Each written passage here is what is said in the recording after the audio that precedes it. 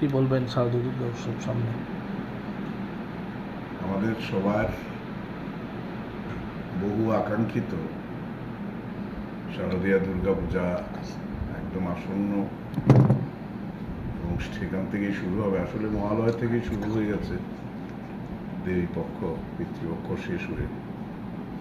এখন এখান থেকে যাত্রা শুরু হবে, একটার পর একটা চলবে। দুর্গাপুজো চলবে, দশমী, তারপরে আসবে লক্ষ্মী পুজো, ভাইফোঁটা, দেয়ালি, কালী পুজো, মানে এই উৎসবের মাস। তো স্বাভাবিকভাবেই আমারও আকাঙ্ক্ষা যে এই রাজ্যের আপামর জনসাধারণ, জাতি জনজাতি এবং অন্যান্য সমাজের সবাই যাতে ভালো থাকেন, সুস্থ থাকেন, আনন্দে থাকেন। আমাদের সাম্প্রদায়িক সম্প্রীতি, ভালোবাসা, কারণ এই উৎসবগুলি এখন সার্বজনীন, মানে সত্যিকারের অর্থে সবার পুজো হয়ে গেছে। এখানে কোনো শুধু হিন্দুদের পুজো বা কোনোটা খ্রিস্টানদের পুজো, যেরকম আমাদের এখানে আমার এলাকায় বিশেষ করে খার্চির সময়ও দেখি, তারপরে আপনার এই ক্রিসমাসের সময়ও দেখি মরিয়মনগরে যে জনঢল নামে, এখানে শুধু খ্রিস্টানরা আসেন না, সর্ব অংশের মানুষের অংশগ্রহণের মধ্য দিয়েই এটাই ভারতবর্ষের শাশ্বত চিন্তা চেতনার প্রতিফলন।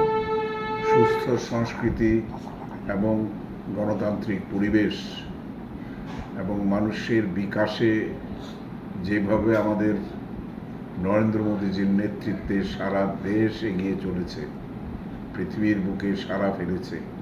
আমাদের এখানেও আমাদের জোট সরকারের মাননীয় মুখ্যমন্ত্রী প্রফেসর ডক্টর মানিক শাহর নেতৃত্বে আমাদের মন্ত্রিসভা খুব ভালো কাজ করে চলেছে।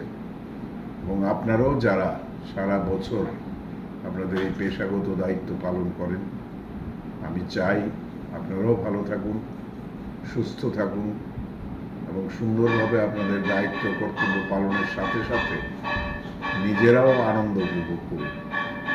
কারণ আপনাদের এর মধ্যেও আমি জানি বিশেষ করে প্রিন্ট মিডিয়ার অবকাশ থাকে, কিন্তু ইলেকট্রনিক মিডিয়ার অবকাশ থাকে না। তাদের এর মধ্যেও ডিউটি করতে হয়। তবুও বলবো, এর মধ্যেই খুঁজে নেবেন একটু আপনার নিজের পরিবারের জন্য সময়, সমাজের জন্য সময়, তাদেরকে নিয়ে, যারা বিয়ে করেছেন তাদের স্ত্রী সন্তান, তাদেরকে নিয়ে একটু পুজো দেখা, আনন্দ উপভোগ করা, সেটা যাতে বজায় থাকে। কারণ সব দিকের কর্তব্যই করতে হবে। আপনাদের অ্যাকচুয়ালি এই পেশাগত দায়িত্ব পালন করা খুব কঠিন। কেন? কারণ আপনাদের কাছে কোনো উপরন্ত পয়সাও নেই বা এত টাকাও আপনারা পান না। সারা বছর কঠোর সংগ্রাম করে আপনারা এই দায়িত্বগুলো পালন করেন। তো আমি চাই, আশা রাখি, একটা সময় আমি এই রাজ্যের দায়িত্বে ছিলাম এবং তখন থেকেই প্রেসের সঙ্গে, তখন এত ছিল না, এত মানে চ্যানেল ছিল না বা ইলেকট্রনিক মিডিয়া ছিল না, মেইনলি প্রিন্ট মিডিয়াই ছিল।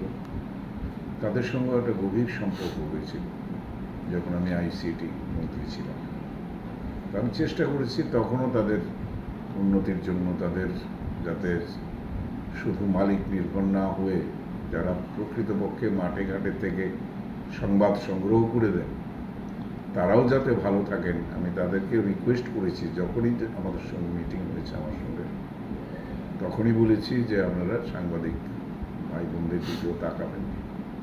তো এখনও বর্তমানে আশা করি আপনাদের অথরিটি এবং আপনারা সবাই মিলে সুন্দরভাবে ভালোভাবে পুজোটা কাটান। এবং আমরাও দায়িত্ব পালনের সঙ্গে সঙ্গে, যেহেতু বিধায়ক হিসেবে আছি, সব পুজোতেই যেতে পারি। এটা একটা বিশাল দায়িত্ব। প্রায় 100-র উপরে পুজোতে আমার প্যান্ডেলে ঘুরতে হয়, আর যার জন্য অন্যান্য দিকে, শহরের দিকে খুব একটা আসার সুযোগই হয় না। যাই হোক, সব মিলিয়ে আমাদের এই সময়টা জীবনে কতবার আসবে আর জানি না, কিন্তু যখনই আসে সেটাকে পূর্ণভাবে উপভোগ করা, সবাইকে সঙ্গে নিয়ে চলা, এটাই জীবনের মানে এবং ছন্দ খুঁজে দেবে। সবাই ভালো থাকবেন। মা আপনাদের সবার সপরিবারে মঙ্গল করুন।